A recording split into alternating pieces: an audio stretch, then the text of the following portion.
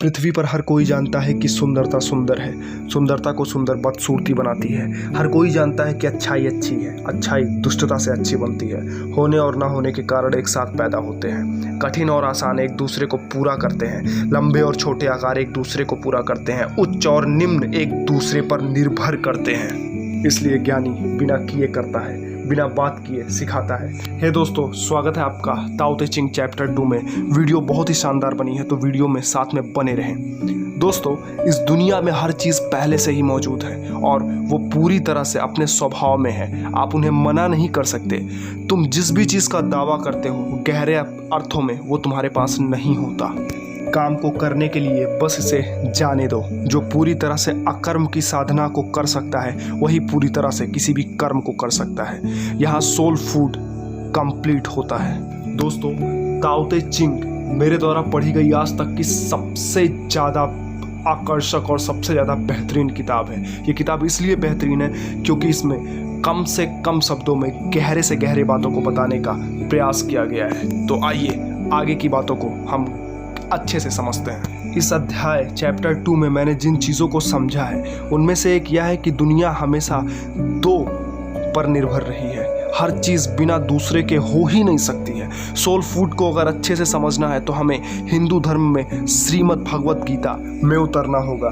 श्रीमद् भगवत गीता में श्री कृष्ण एक जगह पर सांख्य की बात करते हैं। सांख्य परम रहस्यों का रहस्य है। सांख्य को समझाते हुए श्री कृष्ण जी कहते हैं कि इस लोक और परलोक में सब कुछ स्वचालित है। हे अर्जुन, ये युद्ध कई बार हो चुके हैं। तेरे सगे संबंधी कई बार इसी तरह से खत्म हो चुके हैं। तू कई बार विजयी हो चुका है। हे अर्जुन, तेरी सबसे बड़ी भूल ये है कि तू खुद को कर्ता मान रहा है, जो कि गलत है। क्योंकि सच तो ये है कि अगर तू इन्हें नहीं भी मारेगा तो भी ये मरेंगे। तू इस युद्ध को जीतेगा। फिर क्योंकि तू निमित्त मात्र है, इसलिए तू कुछ नहीं भी करेगा तो भी सब कुछ खुद होगा।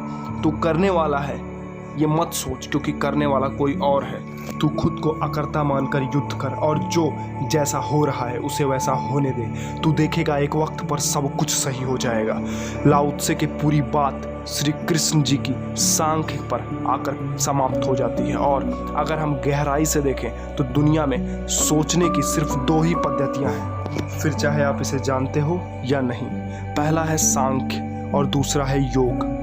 सांख्य का साधक खुद को अकर्ता मानकर सब कुछ प्रकृति पर छोड़कर कर्म करता है, जबकि योग का मानना है कि बिना किए कुछ नहीं हो सकता। जंजीरों से आज़ाद होने के लिए उन्हें काटना पड़ेगा।